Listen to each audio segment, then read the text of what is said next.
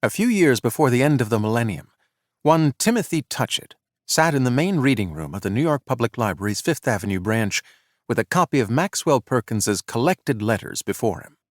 What had brought this young man from the suburbs of Boston to such a majestic spot on a sunlit afternoon? Better yet, what had brought him to New York in the first place? Quite simply, his determination since childhood to become a celebrated novelist. With his bachelor's degree from a well-regarded liberal arts college firmly in hand, he had set out for that city where countless luminaries had pounded the pavement and burned the midnight oil. He moved in with Dan, an aspiring actor from NYU who needed a new roommate in his East Village sublet. He got a job as a waiter in an Italian restaurant. He bought composition books, pens, and paper for his typewriter, despite the fact that this story takes place more than a decade after the rise of the personal computer. Many young authors, finding themselves so satisfactorily situated, would have waded into the choppy seas of their ambitions without a moment's delay, using their free hours to spin sentences into paragraphs and paragraphs into pages, melding memories and fancies with immediate impressions until their first novel was ready for its miraculous debut.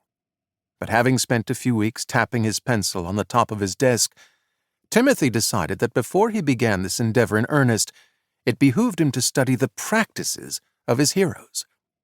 How did they approach their craft? Did they write in the morning or at night? Sober or intoxicated? Did they outline with care or allow their prose to unfurl before them like a red carpet before the procession of a king? All the finest composers and architects have studied the craftsmanship of the masters before setting out in search of their own inimitable style.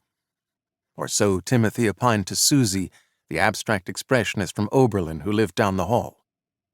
But in sharing this sensible view, Timothy was not being completely honest with his neighbor.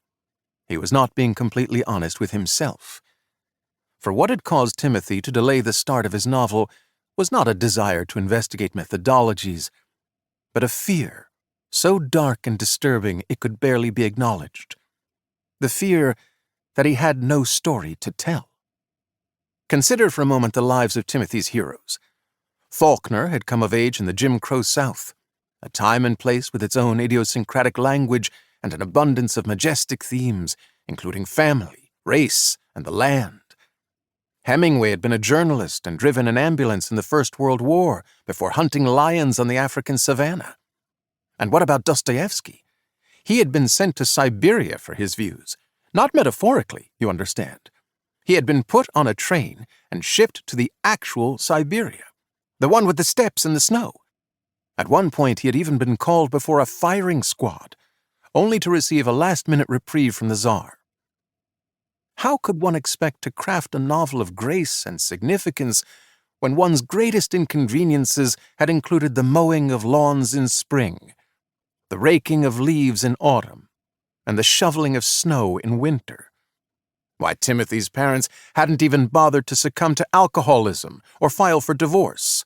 Oh, what crueler irony could there be than for the gods to infuse a young man with dreams of literary fame and then provide him with no experiences? But as I've noted, this was a secret that Timothy kept from everyone, including himself. So every morning at 10 o'clock, it was off to the library, where he postponed the writing of novels through the study of practices.